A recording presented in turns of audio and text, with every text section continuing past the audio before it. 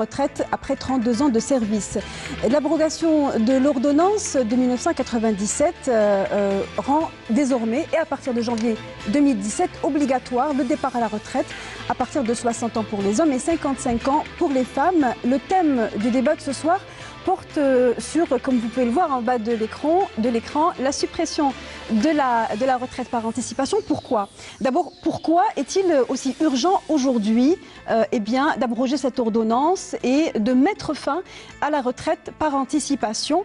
Et d'autre part, pourquoi bon nombre de travailleurs, d'employés refusent cette suppression et tiennent énormément à partir en retraite avant l'âge? Nos invités sont là et bien placés pour parler de cette question sur les deux bords. Monsieur Melouka, bonsoir.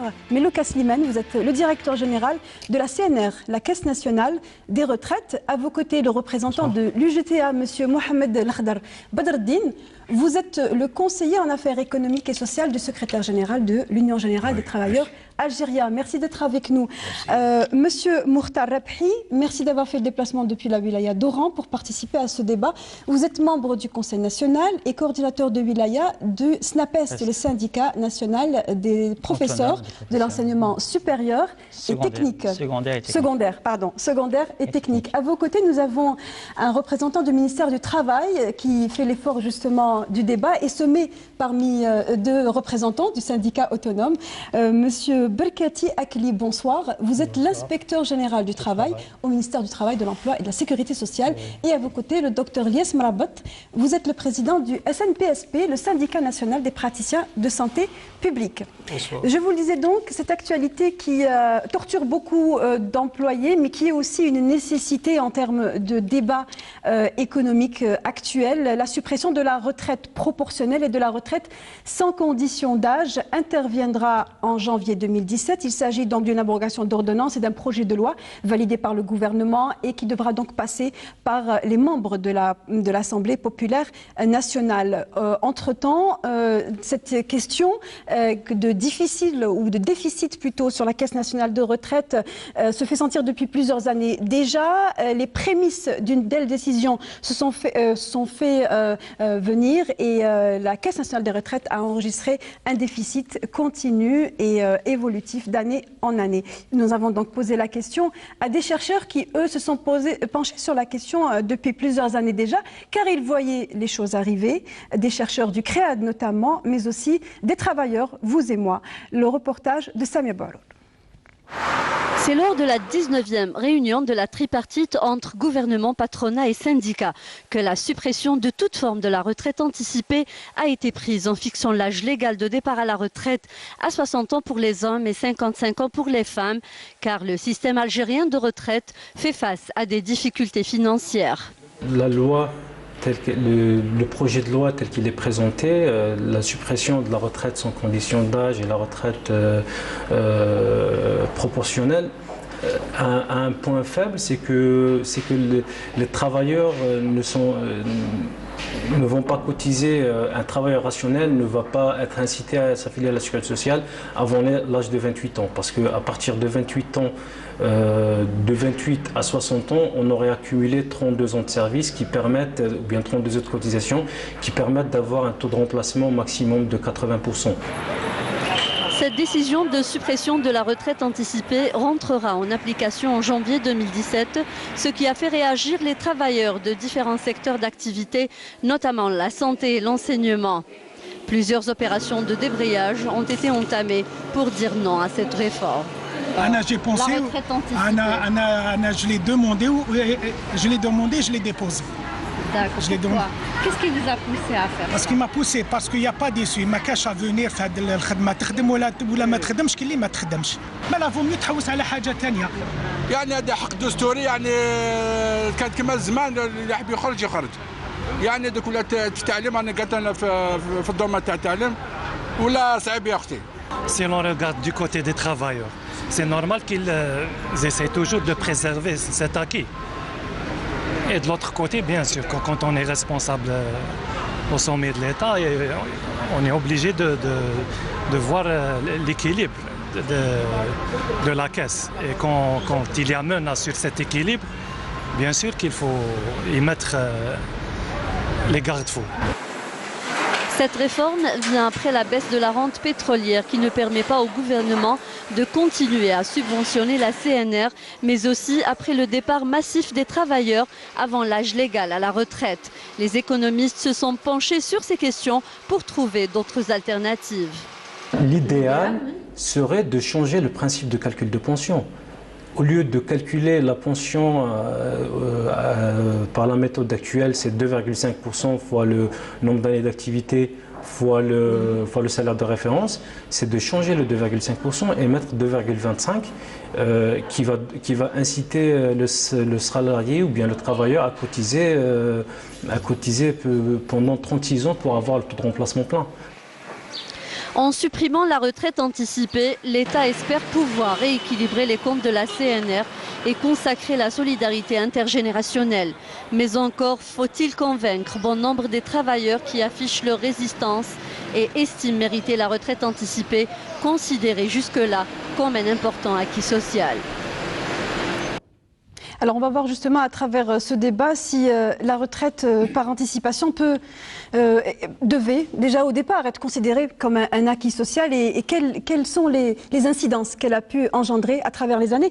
Mais d'abord un point d'ordre avant de commencer, il y a eu un amalgame à travers la presse notamment sur ce qui a été supprimé ou ce qui va être supprimé à partir de janvier 2017.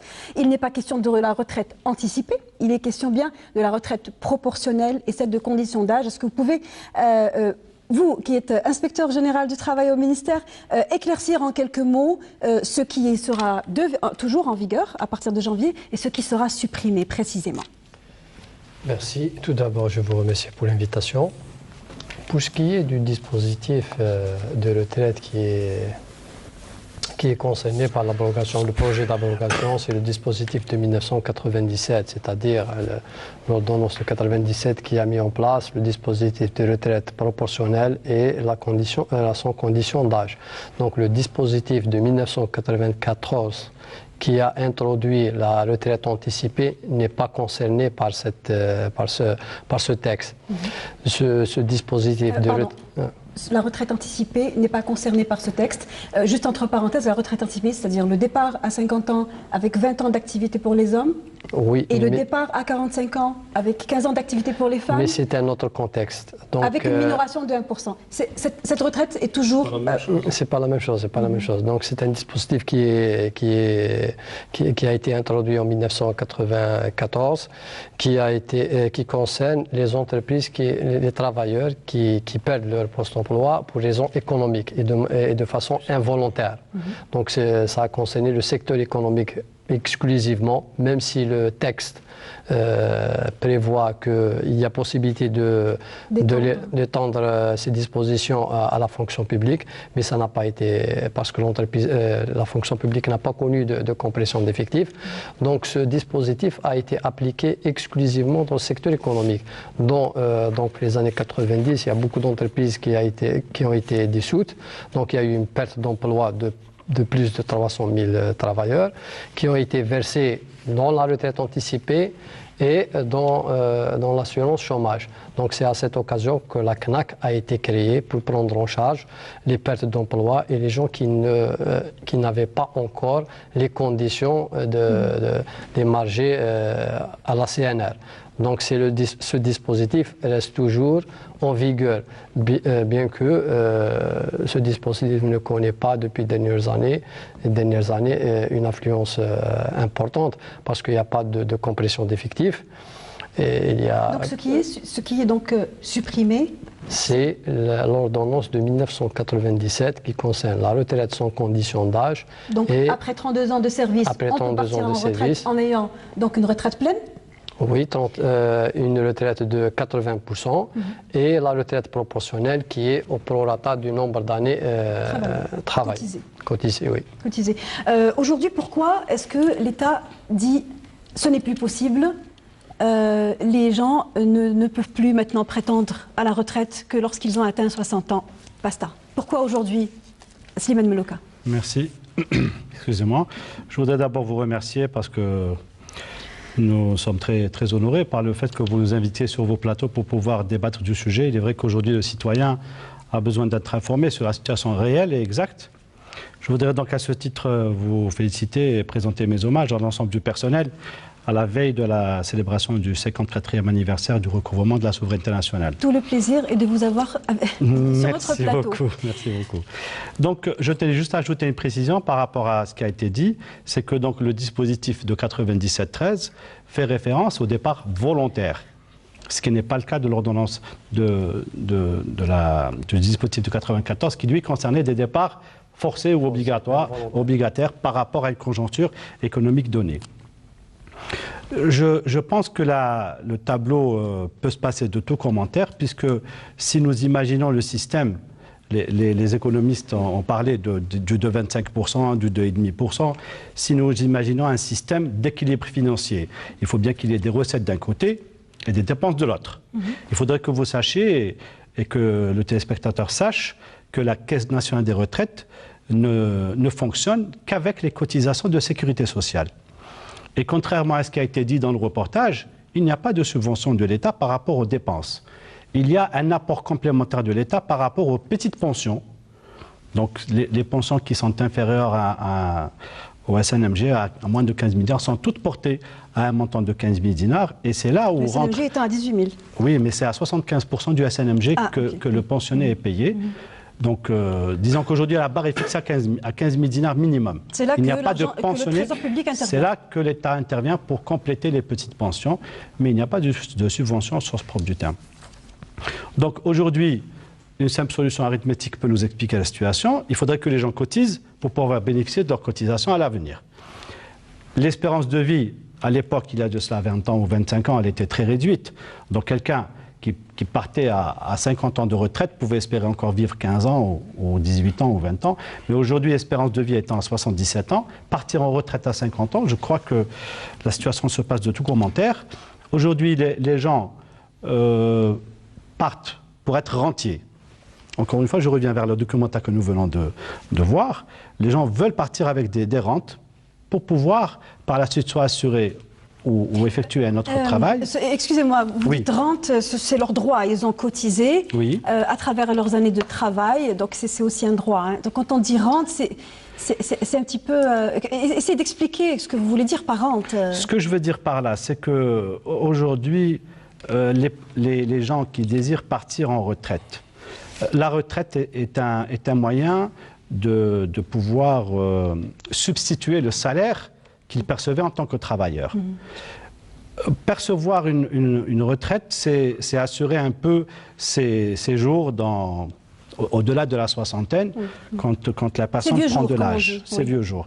Aujourd'hui, partir en retraite à un âge très précoce, quand l'espérance de vie est à 77 ans, je crois que ça se passe de tout commentaire. Ce dispositif, encore une fois pour expliquer, avait été mis à l'époque dans une conjoncture particulière.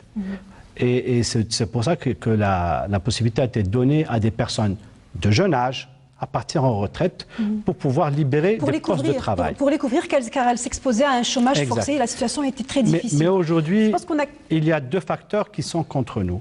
Le premier facteur, c'est celui du déséquilibre, parce que les recettes n'arrivent plus à couvrir les dépenses. Le système de retraite est un système intergénérationnel, c'est-à-dire que les jeunes travailleurs doivent cotiser ou les travailleurs doivent cotiser pour les gens qui partent en retraite. Si nous n'arrivons plus à maintenir cet équilibre, il faut obligatoirement mettre en place des procédés ou des mesures pour pouvoir assurer cet équilibre et permettre à ce que les cotisations des travailleurs puissent couvrir les dépenses des retraités. Aujourd'hui, les gens s'y partent trop jeunes, il est clair que les cotisations ne vont pas suffire parce qu'ils n'ont pas assez cotisé pour pouvoir prendre en charge les retraités. La CNR dépense plus, au fur et à mesure que le temps avance, dépense plus qu'elle ne reçoit. Je voudrais poser la question, effectivement, on continue à rebondir sur ce qui a été dit dans le reportage et à juste titre, les échos sont assez représentatifs. Aujourd'hui, les gens s'empressent à aller en retraite. Comment expliquer déjà ce phénomène? Est-ce que c'est vraiment quelque chose auquel on ne peut pas venir à bout? Qu'un travailleur n'ait qu'un seul point de mire, aller en retraite. Bonsoir, je vous remercie de l'invitation et de l'occasion qui m'a été donnée de faire valoir le droit des travailleurs. Mais si vous me permettez, je voudrais revenir sur la chronologie temporelle des événements. Parce que Premièrement, la réunion de la tripartite gouvernement UGTA patronat le 5 juin 2016 a été convenu de fixer l'âge de départ à la retraite à 60 ans. Abrogation de l'ordonnance 97-13 du 23 mai 1981, instituant les dispositions du départ en retraite avant l'âge de 60 ans sans condition d'âge. Revenir au système national de retraite qui était en vigueur depuis le 2 juillet 1983, autrement dit la loi 83-12. Le 11 juin, autrement dit 6 jours après, une note signée conjointement par le ministre du Travail et le directeur général de la fonction publique demande au directeur d'agence de surseoir momentanément à la formalisation des demandes de retraite proportionnelle et sans condition d'âge. Cette note a été prise suite aux décisions de la tripartite du 5 juin 2016. Il y a eu une suspension, mais qui n'a pas duré longtemps, on est d'accord. Parce qu'il y a eu une pression aussi des syndicats autonomes aussi, il faut dire ce qu'il en est. Le 23 juillet 2016, date de clôture de la session de printemps des deux chambres du Parlement, conformément aux dispositions de l'article 78 de la Constitution. Le Premier ministre, M. Abdelmaksellat, déclare que ce projet de loi est l'aboutissement des consultations menées par les partenaires sociaux et le patronat et le gouvernement. Ce qu'il entend par les partenaires sociaux, vous m'excusez de le dire, voilà, mais pas les partenaires sociaux quand même. Le GTR peut-être, mais pas les partenaires sociaux. Le mercredi 26 juillet 2016, le Conseil des ministres adopte l'avant-projet de la nouvelle loi sur les retraites. Et le 26 septembre 2016, le dit projet est déposé au bureau d'enregistrement de la Chambre basse pour être programmé à la prochaine session de l'APN. Donc vous pouvez savoir, vous pouvez dire aussi que les pouvoirs publics, par l'enchaînement de ces événements, essaient par n'importe quel moyen de forcer cette loi. De forcer cette loi et de la faire passer par un tour de magie à la Houdini. Alors, tour de magie ou pas, le projet de loi est bien passé, a été validé par le Conseil des ministres. Est-ce que vous pensez qu'il n'y a pas nécessité, selon vous, vous avez détourné ma question, mais je vais la reposer tout à l'heure. Vous pensez qu'il n'y a pas, vous ne voyez pas la nécessité, l'urgence de votre côté, en tant que représentant des travailleurs, de décider de supprimer cette retraite par anticipation? Le directeur de l'agence de la CNR, ici présent, a parlé d'un déséquilibre financier. Autrement dit, je pense qu'il a omis de vous le préciser, le principe sur lequel reposent les cotisations, c'est celui de la répartition. Autrement dit, vous avez un nombre de cotisants. C'est bien là où le problème se pose. Voilà, un nombre de cotisants qui payent pour ce qu'on appelle les retraités ou les passifs. Mais parfois, le rapport entre le nombre de cotisants et les passifs peut être déséquilibré. Mais ce que le gouvernement a choisi, c'est la solution de facilité. Autrement dit, prolonger la durée de cotisation. Mais il y a d'autres solutions qui n'ont pas été proposées à ce sujet. On va éventuellement revenir justement aux autres solutions. Essayez de moi, directement de répondre à mes questions, sinon on pourra avancer plus vite. Pourquoi est-ce qu'aujourd'hui les travailleurs que vous représentez veulent partir à la retraite plutôt? Déjà rapidement, vous allez me permettre de présenter aussi toutes mes félicitations au nom personnel et au nom des adhérents que je représente à l'occasion du 50e anniversaire de la reconquête de la radio et de la télévision à travers le recouvrement de la souveraineté nationale. Voilà, tout à fait. Je voulais, pour aborder le sujet ou la question que vous avez posée, je voulais revenir exactement au mois de juillet 2016 et revenir au forum du Moudjahid. Monsieur le directeur à l'époque de la CNR, qui a improvisé un point de presse au niveau de... Et on était présents, parmi les gens qui étaient présents. Et ça a été publié exactement, je m'excuse, le 20e mai 2015. Et ce qui est dit, le directeur de la Caisse nationale de retraite au forum de Moudjahid, la Caisse se porte bien. C'était le grand titre. Et ce qui est développé dedans, c'est pour dire que, tout simplement, pour rassurer les travailleurs que nous sommes, rassurer les retraités aussi qui émargent déjà au niveau des caisses, ou de la caisse, parce qu'il n'y a pas que la caisse de retraite, que les situations sont maîtrisées, que voilà, les feux sont toujours ouverts, il n'y a pas lieu de s'inquiéter. Pratiquement, le premier semestre 2015, le rapport de conjoncture économique et sociale pour le CNES, une institution très officielle aussi, qui s'appuie sur les données de la CNR, qui s'appuie sur les données de l'ONS, qui s'appuie aussi sur des études que font des experts qui ne sont pas uniquement au niveau de la tripartite, ou là du côté du patronat, et aussi, ils ont fait état d'une situation par rapport aux caisses. Et ce qui est laissé comme situation, les prévisions qu'annonce la Caisse nationale de retraite, la CNR, bon, les prévisions, c'est qu'il y aurait un déficit, éventuellement un déficit de 217 milliards de dinars pour la même période. Donc là, je m'installe justement dans cette confusion qui est laissée à travers des déclarations et des assurances laissées par monsieur le directeur de la Caisse nationale de retraite. Pratiquement au même moment, au niveau du CNES, il y a un rapport contradictoire. On va l'écouter tout de même donc déjà pour aborder... certainement avoir une réaction par rapport à... Puisque vous avez pratiquement... Juste pour terminer sur cela, pour dire que la situation dans laquelle on est en tant que syndicat autonome, la situation dans laquelle on est en tant que travailleur aussi, en tant que cotisant, c'est que voilà, il y a des situations contradictoires qui sont présentées par les autres, qui sont en face. Et c'est tout à fait normal de rester sur des appréhensions parce que tout simplement, ce n'est pas clair. Et au niveau des experts aussi, nous nous sommes attelés à faire un travail en tant que syndicat autonome. Les gens peut-être ont passé leurs vacances en Espagne, en Tunisie ou ailleurs.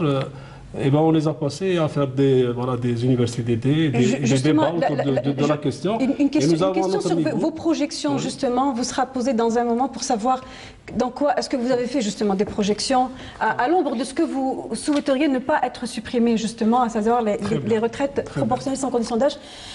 On attend votre réaction, Slimane Mlouka. Sachez que l'équilibre social et la paix des travailleurs reposent aussi sur nos épaules, et pas uniquement sur celles des syndicalistes. Parce que le syndicaliste, il est là en tant qu'avocat pour défendre l'intérêt des travailleurs. Mais nous sommes au devant de la scène, et nous aussi, on se doit de préserver l'équilibre et la santé du travailleur, qu'il soit actif ou qu'il soit retraité.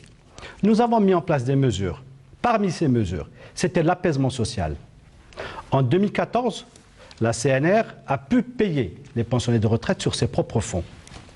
En 2015, nous avons constaté un premier déficit. 30% du budget concernant les paiements des pensions a dû être alloué par une autre caisse de sécurité sociale pour répondre aux besoins de la CNR. Dans cette fourchette de temps, il était question pour nous d'apaiser le citoyen, de lui dire arrêtez de partir en retraite parce qu'il risque d'y avoir un déséquilibre. Et on a rassuré le citoyen pour éviter ce départ massif, parce que la rumeur a fait son chemin et tout le monde parlait d'abrogation alors que le projet n'avait même pas encore vu le jour. Mais les gens se sont empressés de dire qu'il va y avoir des réformes et ça a créé l'engouement et le rush sur les caisses de sécurité sociale. Ce qui a engendré en 2016 un apport supplémentaire de 50% de ce qui a été dépensé pour pouvoir répondre aux besoins. Et ce départ massif et cet engouement a fait qu'aujourd'hui le déséquilibre s'est creusé de manière très rapide. Et c'est pour ça qu'il faut instaurer une mesure très rapide aussi. Avant 2014, vous n'avez pas vu les choses arriver. La Caisse ne prévoyait pas un déficit de 30% soudain intervenu, comme vous le disiez, en 2015. Si, madame. Les choses se voyaient venir, mais pas avec une importance et pas avec une incidence aussi importante. Personne n'a joué le rôle. À l'époque, il était question de mettre en place des mesures supplémentaires. Nous avons mis en place des mesures, puisque nous avons procédé à la mise en place de dispositifs dans le cadre de l'emploi. Et à ce titre, plus de 500 000 micro-entreprises ont été créées, qui ont mis en place plus de 2 millions de postes d'emploi.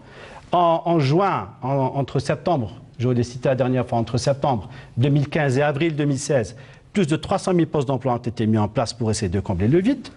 1% de la cotisation qui était allouée à l'assurance maladie a été reversée à la retraite pour pouvoir augmenter les cotisations. Tous ces dispositifs ont été mis en place pour pouvoir répondre aux besoins. Mais malheureusement, quelles que soient les recettes qui arrivaient, elles étaient nettement insuffisantes et sont aujourd'hui de moins en moins insuffisantes pour pouvoir répondre aux dépenses. Et donc, s'il y a urgence de mettre en place ce dispositif, c'est parce que le déficit s'enfonce de manière très rapide. Monsieur Badaddine, votre point de vue sur la question?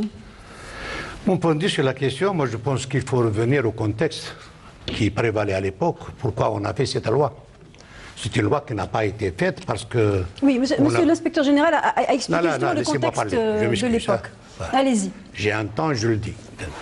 Donc on l'a fait parce qu'il y avait des problèmes, des entreprises déstructurées, des travailleurs sans salaire, ils venaient à la centrale, ils étaient des piliers, on avait des problèmes sérieux. Donc il y avait cette loi qui est venue pour apporter à la limite un secours, c'est-à-dire prendre en charge ces travailleurs parce qu'on ne peut pas leur donner un autre emploi. il y avait une crise financière, il y avait une crise économique, malgré la création de la CNAC qui a été faite spécialement pour cela. Donc, ceux qui avaient 32 ans et 50 ans partaient en retraite, ceux qui avaient moins partaient à la CNAC. La période qu'il fallait pour arriver à 50 ans, ils partent encore à... Donc, ça a été fait pour apporter une solution au problème que nous vivons réellement. Aujourd'hui, la solution de l'époque est devenue le problème d'aujourd'hui, c'est ça? De plus, l'Algérie vivait des problèmes graves. C'était pas comme aujourd'hui.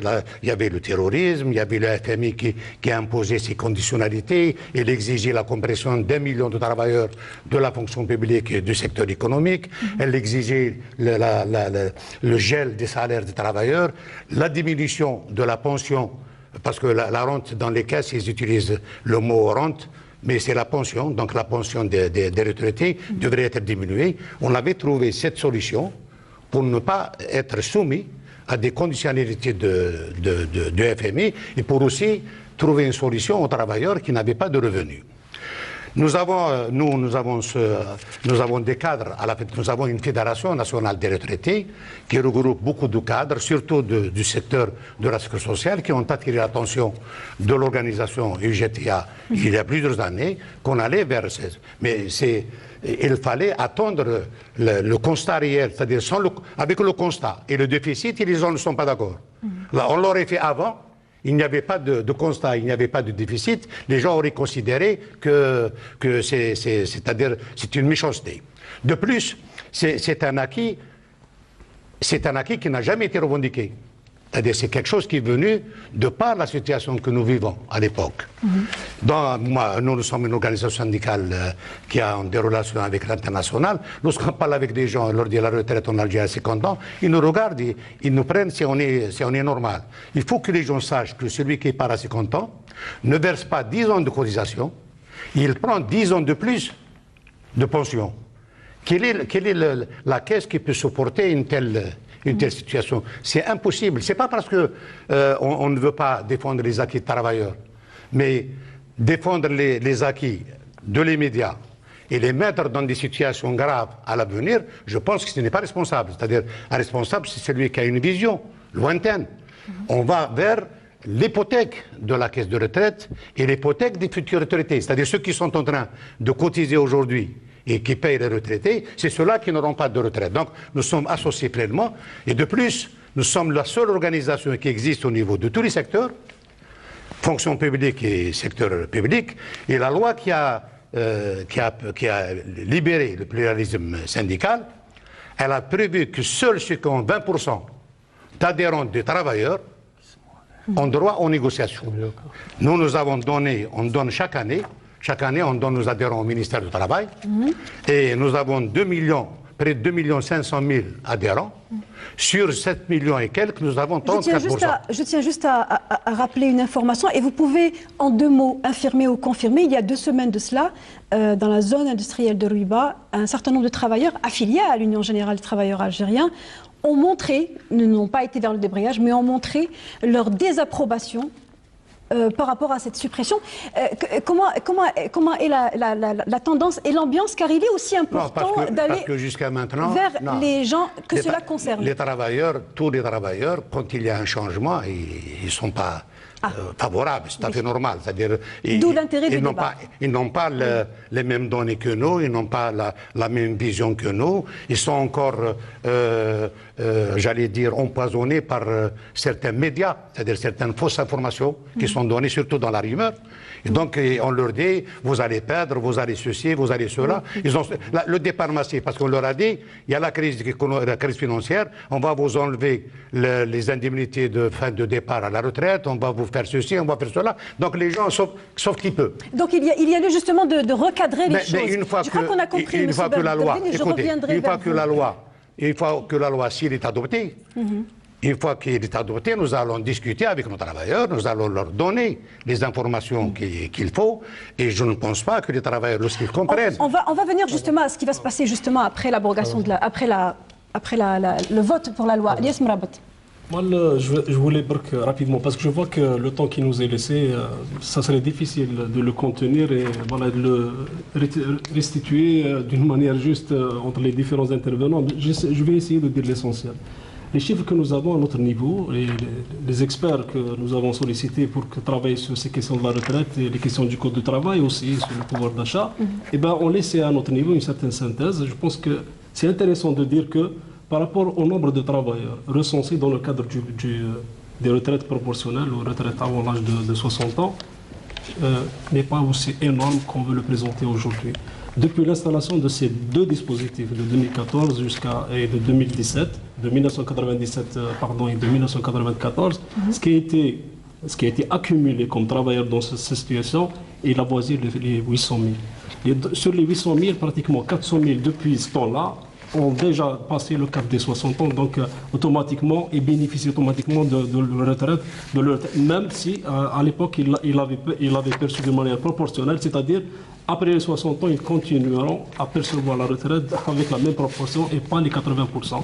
Pour le reste, ce qui est recensé à notre niveau, c'est pratiquement 394 000 qui sont qui ont âgé moins de 60 ans. Pour les femmes, moins de 55 ans. Donc d'office, ils ont droit à la proportionnelle.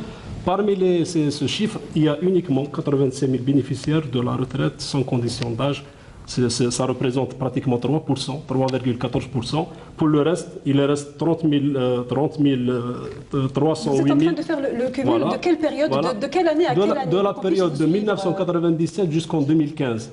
Donc le total entre les deux, ceux qui sont partis avant la condition, sans condition d'âge, c'est-à-dire ils ont fait les 32 ans de cotisation, mais ils n'avaient pas les 60 ans. Et ceux qui sont sortis en proportionnel, 45 ans pour la femme, 55 ans pour l'homme, 50 ans pour l'homme, ça représente pour les deux, entre les deux, pratiquement 14,38%. Donc ce n'est pas des proportions alarmantes. Près de 14% sur un total de 2 600 000 retraités qui émargent au niveau de la Akili Berkati, quel est votre point de vue par rapport à ces chiffres? Puisque essentiellement le point de discorde entre l'État et les syndicats autonomes, il faut le dire, puisque c'est eux qui remettent en cause les chiffres, ce sont les chiffres. Les chiffres ont toujours été un sujet de discorde. Bon, je laisserai peut-être le soin à M. Melouka de donner plus de clarifications par rapport à ces questions de chiffres. Mais il faut peut-être, avant de parler sur la question des départs, il faut peut-être lever une certaine confusion. Donc, par rapport à l'opinion publique, on croit que le dispositif de 1982 a été abrogé. Et on est en train de revenir à un autre texte de 60 ans. Le texte de 1982 est toujours en vigueur. 1982, donc il est toujours en vigueur, mais ce qu'on a constaté, c'est que les gens partent dans l'exceptionnel, donc le dispositif qui a été exceptionnel de 1997. Donc les gens qui partent dans la normale sont vraiment minimes. Quel texte, monsieur? Je m'excuse. Sur la retraite, depuis 1983, pardon. Donc 1983, donc c'est la retraite normale. Non, la retraite normale de 60 ans, donc qui n'a pas été abrogée. Oui. Mais nous avons constaté que rares sont les gens qui partent dans ce dispositif. Donc l'exception qui a pris le dessus sur la normale. Oui. Et bon, je parle sous le contrôle de M. Melouka. La proportion des gens qui partent dans ce dispositif de retraite proportionnelle et sans condition d'âge est arrivée à 52%, je crois. Et si nous restons dans cette situation, on n'aura jamais des personnes qui partiront à 60 ans. Donc le taux va encore augmenter et le déficit sera toujours un peu plus difficile. Pardon. Je voudrais revenir sur les chiffres, c'est important. Et ces prévisions ne sont pas le fait du hasard. Il y a des études actuariales qui se font au niveau des caisses. Donc, pourquoi n'ont pas prévu ces études, les 30% justement de déficit cumulé? Elles ont prévu, il y a d'autres exigences, il y a d'autres prévisions. Il y a aussi des études prévisionnelles justement qui peuvent prévoir. Avant de revenir vers vous, M. Alapri, juste, est-ce que vous pouvez en quelques mots dire quelle est cette dichotomie des chiffres? Je reviens dessus. Monsieur Berkati a cité le pourcentage de 52% qui représente le taux des départs en retraite proportionnelle par rapport à l'ensemble des départs. Donc nous avons cité le nombre de plus de 900 000 partants dans le cadre du dispositif 97 et celui de 800 et quelques mille dans le cadre du dispositif normal ou classique, celui de la loi 93-12 avec l'âge minimum de 60 ans. Aujourd'hui, M. Mrabat cite le taux de 14%. C'est bien ce que vous avez dit. Le chiffre cumulé. C'est une frange, à votre avis, c'est une frange minimale qui est concernée par le dispositif. Cumulé depuis... Très bien. Donc si c'est la frange minimale, aujourd'hui l'impact sur ce dispositif, s'il est abrogé, n'aura pas beaucoup d'importance, puisque c'est une frange minimale qui est touchée. Et vous pensez que notre inquiétude serait telle quelle si c'était une frange minimale qui est touchée?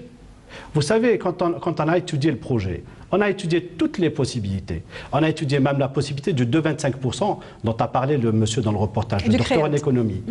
Aujourd'hui, le partant en retraite a droit à 2,5% par année de cotisation. D'accord. On a étudié la condition du 2,25% au lieu de 2,5%. Donc, possibilité d'augmenter le taux de cotisation. Madame. Non, j'ai rien dit dans ce sens. Ne faites pas dire ce que je n'ai pas dit. On parle bien Laissez-moi au passé, finir, vous s'il vous avez plaît. étudié. Imaginez un partant à l'âge de 60 ans et qui n'a travaillé que 20 ans. Vous allez le pénaliser en lui diminuant le taux de départ, alors que déjà il a une retraite qui est très restreinte. Vous imaginez la question. On a étudié la possibilité aussi de faire le calcul de la retraite sur 10 ans au lieu de 5 ans, au même titre que les non-salariés. Et on a constaté que les gens qui avaient des petits salaires risquaient d'être pénalisés. Surtout ceux qui avaient atteint l'âge de 60 ans, qui n'avaient plus la possibilité d'aller au-delà de 60 ans, alors qu'aujourd'hui le nouveau dispositif le permet, pour pouvoir permettre à ces gens qui ont atteint 60 ans de pouvoir augmenter leur pension de retraite, parce que le positif des nouvelles dispositions, personne n'en parle. Ça, c'est un positif. Justement, le fait de se rencontrer, c'est pour pouvoir vous donner des explications. Si, monsieur, nous sommes en train de communiquer, nous sommes en train d'informer, nous sommes en train... D'ailleurs, pour ajouter un plus, l'instruction dont a parlé notre ami du SNAPEST, qui a été dirigée vers les administrations, c'est une instruction qui n'a pas été dirigée pour empêcher les gens de partir en retraite. On ne peut pas pénaliser quelqu'un par rapport à un droit. C'est une instruction qui est partie pour dire stopper, freiner, expliquer aux fonctionnaires de l'État qui risquent de partir de leur poste de travail et de pénaliser les administrations de l'État, expliquez-leur ce que c'est que le nouveau dispositif. C'est dans ce sens que l'instruction a été... Non pour pénaliser les gens, et d'ailleurs on ne peut pas les empêcher de partir en retraite. Mais juste un instant, pour la question de la retraite sans condition d'âge, donc les 32 ans de service, il y a bien des gens qui seront pénalisés. Aujourd'hui, beaucoup de gens ont commencé à travailler très jeunes et ils auront fait les 32 ans de service, ils continueront à travailler jusqu'à l'âge de 60 ans. Est-ce que c'est là où le bas blesse, où la disposition fait le plus mal pour les travailleurs? Bien au contraire. En deux mots, si vous permettez, en deux mots. Ce qui pousse actuellement les fonctionnaires, notamment je suis dans la fonction publique, mais aussi dans le secteur économique, ce qui pousse les travailleurs à courir derrière les dossiers en main, vers l'administration pour déposer avant. C'est parce que tout simplement, la décision de la tripartite a mis tout le monde au pied du mur. On est sorti de la tripartite avec une décision qui n'a pas été mûrement réfléchie, qui n'a pas été dans le bon sens et qui n'a pas laissé aussi. Ça, c'est notre avis, monsieur. Si vous n'êtes pas d'accord, c'est notre avis en tant que syndicat. Laissez-moi le dire et m'exprimer autour de cette table. On ne le fait pas ailleurs. Laissez-moi m'exprimer autour de cette table. Je n'ai rien dit. Les syndicats autonomes ont émis le vœu aussi d'être associés à cette décision. Et malheureusement, jusqu'à présent, les portes sont toujours fermées. Et on n'est pas associés dans ce débat. C'est pour ça qu'on est en train de dire, on est en train de courir derrière des situations de fait accompli, parce que tout simplement, on n'a pas été associés au départ. Donc ce qui a poussé les travailleurs à aller courir vers les caisses de retraite pour déposer, c'est parce que tout simplement, décision a été annoncée. D'ici le 31 décembre, on ne parlera plus de retraite proportionnelle sans condition d'âge. Donc les gens pratiquement n'ont pas le choix. Voilà. Je rejoins l'intervention de M. Mlouka en ce qui concerne le départ de la retraite sans condition d'âge, qui était une mesure exceptionnelle qui a été instituée surtout pour pallier les effets, ce qu'on appelle du PASS, du plan d'ajustement structurel, autrement dit la distribution des entreprises et les compressions des effectifs. Mais en contrepartie aussi, ce plan, cette loi a libéré aussi des postes, et ces postes ont été alloués à des jeunes diplômés qui émergeaient sur le marché du travail. La conjoncture aujourd'hui est la même. Mais sans la contrainte du FMI. Parce qu'on était obligé de signer un accord avec le FMI pour le rachèvement de la dette extérieure à l'époque. Donc on devait appliquer à la lettre ce qu'on appelle le PASS aujourd'hui. Aujourd'hui, la conjoncture est la même. La loi 93-17 libère les postes. J'ai lu en titre aujourd'hui, dans un quotidien arabophone, 30% des jeunes, dans tranche d'âge compris entre 19 et 26, 30% des jeunes sont au chômage. C'est le rapport de la Banque mondiale. Rapport de la Banque mondiale. Donc si vous maintenez cette loi de 60 ans, je pense que ces jeunes aujourd'hui ont des beaux jours devant eux pour toujours être payés dans une location chômage. Ils ne travailleront jamais. Toujours est-il qu'on est bien d'accord pour dire que les gens qui partent en retraite anticipée vont travailler. Ils sont encore en âge de travailler. Donc je reviens sur ce point aussi. Je reviens sur ce point. Les compétences qui ont déserté, autrement dit, les sociétés nationales. Bon, on rejoint bien sûr les sociétés étrangères et les sociétés aussi privées. Le secteur économique. Le secteur économique privé. Aujourd'hui encore, ça se passe comme ça aussi. Oui. Voilà, le retraité qui va être obligé de sortir va occuper un poste. Mais seulement voilà, ce qui se passe, c'est que la CNAS et l'inspection de travail ne font pas leur boulot comme il faut. Oui, parce que non seulement on devrait suivre le retraité qui occupe un poste, pour le contraindre, et contraindre le patronat aussi, ce qu'on appelle les organisations syndicales, à les contraindre aussi à déclarer leurs employés. Leurs emplois et travailler et maintenir l'assiette fiscale. Je crois qu'on c'est important aussi. On va écouter Mohamed Bedreddine. Non, moi je ne suis pas... oui, il ne faudrait pas que vous m'engueuliez une deuxième fois, monsieur Bedreddine. Donc, je proteste, non. Vous êtes bien le plus âgé, mais ce n'est pas une raison. Non, je suis le plus jeune. Parce que physiquement, je suis plus jeune. Ça se voit. Allez-y, on vous écoute, allez-y. Allez-y, le temps presse. D'abord, on ne peut pas accepter que c'est une décision qui n'a pas été réfléchie. C'est un jugement grave. On ne peut pas imaginer une organisation syndicale comme le GTA et le gouvernement qui prennent des mesures qui ne sont pas réfléchies. Donc le maire au du syndicat des praticiens en santé publique l'assume. Je l'ai dit. Vous l'assumez, vous êtes un syndicat d'une profession. Vous n'êtes pas un syndicat au niveau de tous les corps. Ne laissez pas de préjugés. Je ne laisse pas de préjugés. Voilà. Ne vous prenez pas pour plus intelligent que d'autres. Voilà, s'il vous plaît. S'il vous plaît, restons dans le débat. C'est à vous de ne pas répondre. Moi, je ne vous ai pas répondu. Alors, la question de la représentativité n'est pas à l'ordre du jour. C'est réfléchi, c'est-à-dire qu'il a été réfléchi à plusieurs reprises. Ils l'ont fait parce qu'ils n'ont plus de choix. Tant qu'il y avait la possibilité de le garder, ils l'ont gardé. Mais on est arrivé à un stade, comme un corps qui est malade, qui a un organe gangréné, on enlève l'organe, on laisse mourir le corps. C'est-à-dire, si on ne prend pas de mesures, c'est toute la caisse de la retraite qui va se trouver dans une situation grave. Ce n'est pas un problème. Nous aussi, on aime nos travailleurs, nous aussi, on préfère. Mais moi, je préfère qu'on prenne des mesures pour que demain, nos retraités ne sortent pas dans la rue demander leur pension. Parce que c'est ce qui va arriver. Est-ce que ça pourrait arriver justement s'il n'y a pas de mesure, s'il n'y a pas de mesure, ça peut. Ensuite, dans la loi, pardon, non, laissez-moi terminer. Allez-y. Dans la loi, il est prévu pour les postes à haute pénibilité, il va y avoir des statuts où les gens peuvent sortir avant. Et nous, en tant qu'organisation syndicale, nous avons créé un comité de techniciens, de médecins de travail, qui sont en train de travailler pour déterminer les critères qui font que tel poste, il y a beaucoup de postes, certainement, qui vont être touchés. Ça va faire l'objet d'un décret à part, parce que ça va venir par la suite. C'est prévu même dans l'ordonnance 83. Mais il faut que les gens réfléchissent d'une manière responsable. C'est-à-dire, on peut faire je ne prends pas d'adjectif parce que ça peut être mal fait. Si on ne prend pas notre responsabilité aujourd'hui, si on ne soutient pas cette réforme, on mettra la stabilité sociale en danger. Je pense que le message est passé. Ensuite, non, j'allais dire pour... la suppression de la retraite proportionnelle et la retraite, excusez-moi, je termine un mot. Si elle n'est pas consacrée, si elle n'était pas supprimée, que peut-il arriver à la Caisse nationale des retraites? Est-ce que vous pouvez donner une idée ou une projection sur les 5 ans à venir si la décision de supprimer ces 2 retraites proportionnelles aujourd'hui? Pour être très objectif, voilà, si nous ne prenons pas ce genre de décision aujourd'hui, nous serons obligés à l'avenir de prendre des décisions plus drastiques et plus pénalisantes. Pour être très synthétique, je laisse le champ ouvert. Vous savez ce qui s'est passé dans d'autres pays? On a dû réduire les pensions. Vous savez ce qui s'est passé dans d'autres pays? On a dû obliger les gens à partir jusqu'à 69 ans.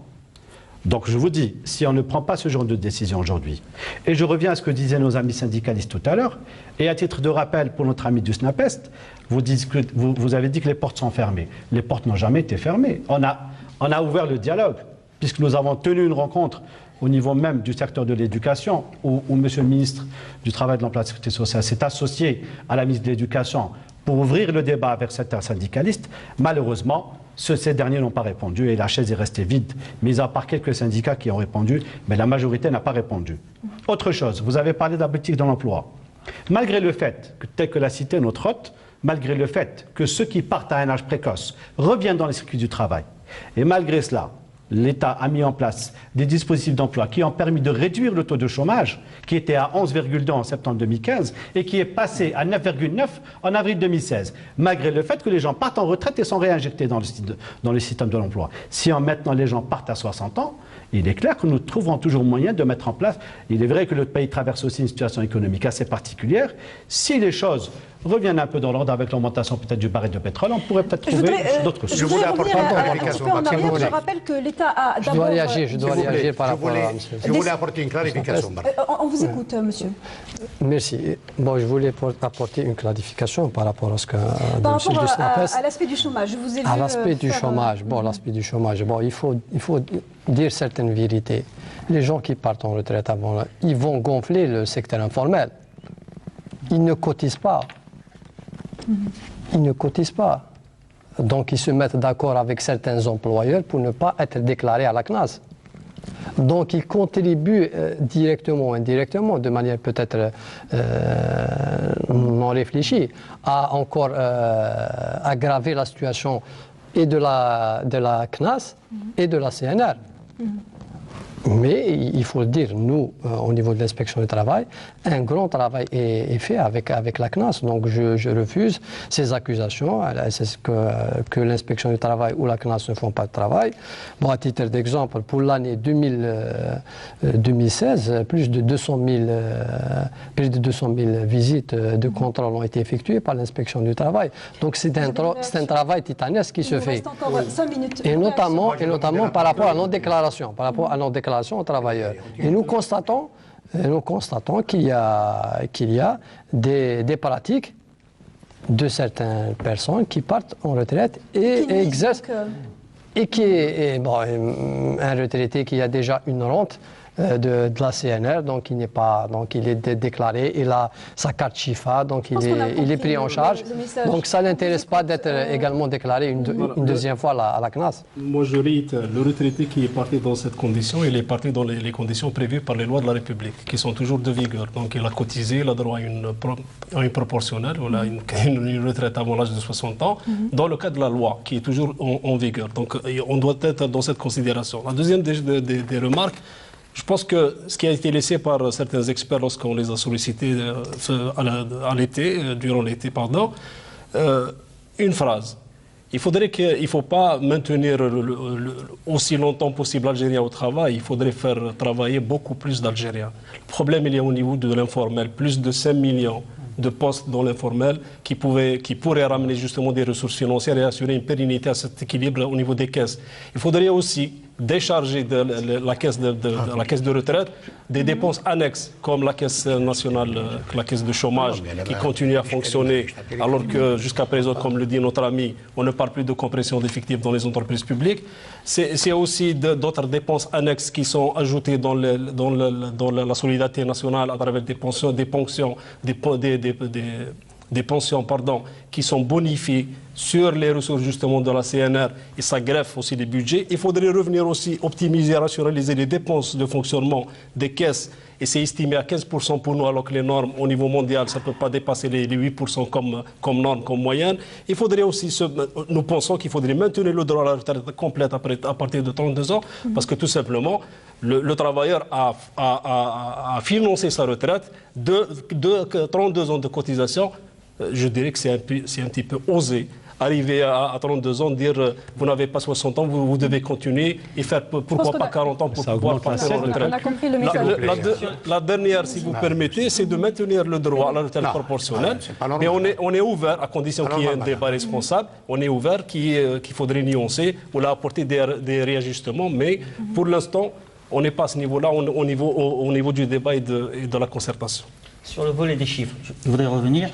Selon des sources proches du ministère du Travail, les versements annuels de la CNR en 2015 atteignent 2 700 000. 2 700 000 bénéficiaires de la pension et d'allocation de retraite. 1 700 000 retraités qui bénéficient de la pension et d'allocation de retraite. 1 million restant bénéficient de ce qu'on appelle la retraite post-décès, autrement dit au titre de la reversion. Or, selon les chiffres aussi de la CNR, seuls 246 503 Algériens bénéficient de la retraite sans condition d'âge, ce qui représente une moyenne de 9%, pas plus, sur l'ensemble. Monsieur, permettez-moi de vous donner un dernier chiffre, puisque vous aimez les chiffres et les statistiques. Est-ce que ça vous semble savez... être le point de discorde. Hein. Est-ce que vous savez qu'aujourd'hui, la pension moyenne d'un retraité dans le cadre de la proportionnelle, elle est de 35 000 dinars? C'est le seuil minimal. 35 000 dinars. C'est de pauvreté. Est-ce que vous pensez que ça pourrait lui permettre Est-ce que vous pensez que ça pourrait lui permettre de tenir et de vivre ses vieux jours à partir de 70 ans, dans 20 ans? 1. 2. La pension moyenne d'un retraité dans le cadre de la sans condition d'âge, elle est d'environ 50 000 dinars. Vous savez quelle est la pension moyenne des retraités à 60 ans? 30 000 dinars. Alors messieurs, prenons soin de nos aînés. Les retraités à 60 ans ont besoin de voir leur pension de retraite maintenue. S'il vous plaît. Pensez aussi aux jeunes qui n'ont pas d'emploi aussi. Je voudrais faire parler le représentant de si l'UGTA qui a fait un travail sur la pénibilité, non, notamment. Non, la pénibilité. D'abord sur les chiffres. Je pense que les gens qui leur donnent les chiffres ne sont pas des chiffres honnêtes. C'est des experts, monsieur Boudaoudi. C'est des experts. Parce que je ne suis expert. Des experts. C'est comme les experts que vous sollicitez pour un travail. Ce ne sont pas des experts, parce que les chiffres réels, vous dites 15%, alors que c'est 3%. C'est les chiffres de la CNR, c'est des chiffres de l'ONS, c'est des chiffres du CNES. J'ai prononcé un mot que je n'aurais pas dû le prononcer, je m'excuse, mais soyez correct, c'est 3%. Il faut parler d'une manière objective. Il ne peut pas... Les entreprises elles-mêmes, ils sont déstructurés par le départ des compétences. Et quand je parle de compétences, ce n'est pas des cadres, y compris les métiers. Parce que ce sont les compétences qui partent, parce qu'ils trouvent du travail ailleurs. Le problème de l'informel, c'est vrai, c'est le concert de l'économie nationale. Mais ce n'est pas le problème de la CNR, c'est le problème de la société civile en tant que telle qui peut le combattre, pour le maîtriser. Et je pense, je suis de ceux qui croient en Dieu, de ceux qui croient au Coran. Ils se trompent parce que Rabbi dit وَعَسَى أَن تَكْرَهُوا شَيْئًا وَهُوَ خَيْرٌ لَكُمْ. Alors, soyez comme nous, vous ne croyez pas que nous sommes des jeunes, voilà, des anti-travailleurs. Si on le fait, c'est parce que nous sommes contraints. Et nous sommes des syndicats qui ont fait beaucoup de choses. En même temps, en 1997, nous avons fait un forum international pour les libertés syndicales, contre le terrorisme, l'intégrisme et les libertés syndicales. Nous faisons beaucoup. On est en train de lutter pour le soutien des prix, parce que les experts sont en train de dire la meilleure façon d'améliorer les conditions économiques, c'est qu'il faut supprimer les soutiens, il faut supprimer la gratuité du soin. C'est les experts du FCE qui le disent. Non, ce n'est pas les experts du FCE. Pratiquement tous les experts que j'ai écoutés.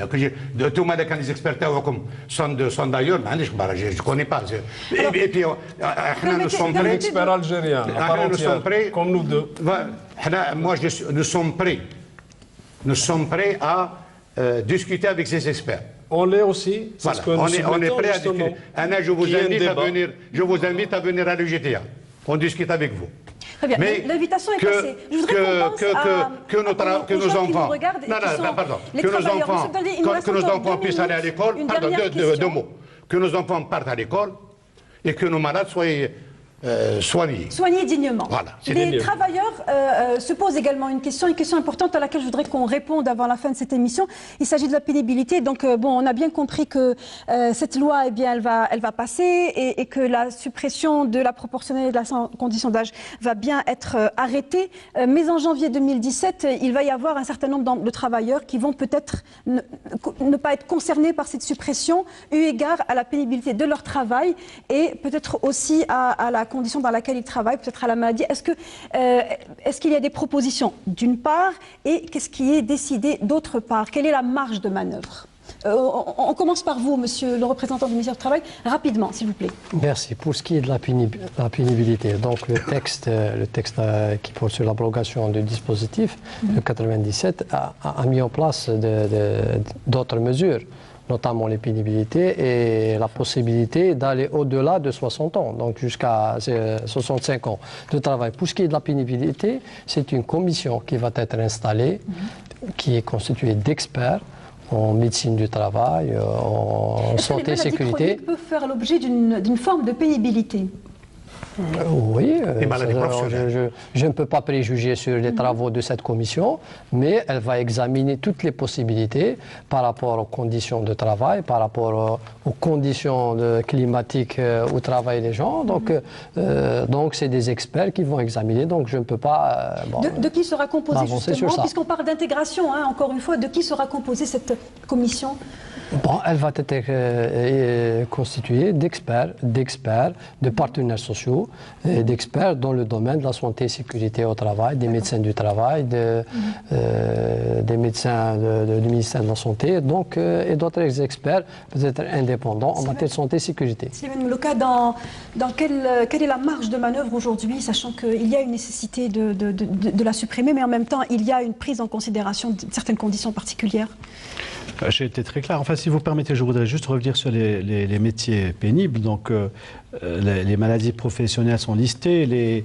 Il y a certains travaux qui exposent les travailleurs à des répercussions médicales très, très rapides. C'est pour ça que les experts vont travailler sur la question par rapport au métier, par rapport aux années de dérogation qui vont leur être permis de pouvoir partir en retraite avant l'âge légal. Donc la liste de ce qu'on appelle la pénibilité va être différente de ce qui existe actuellement. Elle n'existe pas encore pour le moment. Des notions de pénibilité qui existent actuellement. Oui, ils vont être mieux définis. Voilà. Pour le moment, tout le monde se plaint de travaux pénibles. L'enseignant dit qu'il travaille dans des conditions pénibles. Le pilote d'avion dit qu'il travaille dans des conditions pénibles. Le médecin aussi. Tout le monde se plaint aujourd'hui de travailler ou d'avoir un métier pénible. Mais c'est très relatif. Hein, mais c'est très relatif, effectivement. Donc c'est pour ça que ça sera la mission de cette commission qui va pouvoir déterminer et les postes et les années de dérogation. Une dernière réaction tour de table, à commencer par vous, par rapport à cet aspect, oui. Ce sera un véritable casse-tête chinois. Je rappelle que la loi de 83 déjà prévoit cette disposition et la liste n'a jamais été établie, tout simplement parce que voilà, c'est difficile de mettre en place une liste et d'agencer des métiers pénibles. Aujourd'hui, on parle de pénibilité, de haute pénibilité, c'est encore plus compliqué. Je pense qu'on ne va pas sortir justement de l'auberge de sitôt. Et ça va créer des problèmes là où on n'en a pas besoin, au niveau des différents secteurs. Monsieur le Premier ministre, hier, a été très clair. Il a dit que le débat était toujours ouvert et que le dialogue était toujours ouvert. Je crois que c'est le moment ou jamais de participer en tant que syndicaliste, surtout pour le domaine de la santé. Je pense que c'est le moment de mettre... Ça nous a fait plaisir justement Voilà, on a relayé ça, mais on a remarqué aussi que ça a été dit après l'adoption de la loi. Donc, si c'est après l'adoption de la loi... Le projet n'a pas encore été adopté par la Chambre. C'est ce qui a été dit. Mais le débat reste ouvert selon Abdelmalek. C'est une dernière réaction. Il nous reste juste 2 minutes, Monsieur Rabhi. Je rejoins l'intervention du directeur de la CNR. Le SNAPEST n'est pas hermétique aux négociations, au contraire. On privilégie la négociation avant d'appliquer les formes d'action que vous connaissez. Seulement, voilà, si vous nous invitez pour une information, pour un travail d'information, on peut décrypter ça par voie de presse. Nous, ce qu'on veut, c'est s'asseoir sur la table de négociation. En tant que partenaire social, véritable partenaire social. La ministre de l'Éducation vous a convié pour discuter, mais votre syndicat et l'intersyndical a refusé de rencontrer la ministre de l'Éducation. Parce que nous avons une obligation, premièrement, une obligation morale envers nos partenaires dans l'intersyndical et aussi une responsabilité organique envers nos affiliés. Donc on ne peut pas prendre une décision sans L'intersyndical. L'intersyndical. Je vous remercie, messieurs. Je suis navrée. Je sais que vous avez encore beaucoup de choses à dire, mais le temps qui nous est imparti est juste terminé et l'antenne va nous être retirée. Donc, je vais vous représenter à nouveau. Je rappelle que nous avions parmi nous pour ce débat qui porte sur la suppression de la retraite par anticipation Slimane Melouka, directeur général de la Caisse nationale des retraites, Mohamed Lakhdar Badreddine, conseiller en affaires économiques et sociales auprès du secrétaire général. À qui vous avez refusé de donner la parole. De l'UGTA. Nous vous recevrons avec plaisir une autre fois. Monsieur Rabhi du SNAPEST, merci d'avoir été avec nous. Monsieur Akli Berkati, inspecteur général du travail, ministère du Travail, de l'Emploi et de la Sécurité sociale, et Dr Yasmir Rabet du SNPSP. Merci à vous de nous avoir suivis jusqu'au bout. On se retrouve la semaine prochaine pour une nouvelle thématique. Suivez-nous sur le www.entv.dz et suivez-nous aussi sur notre page Facebook La Semaine Éco. Très bonne soirée à tous.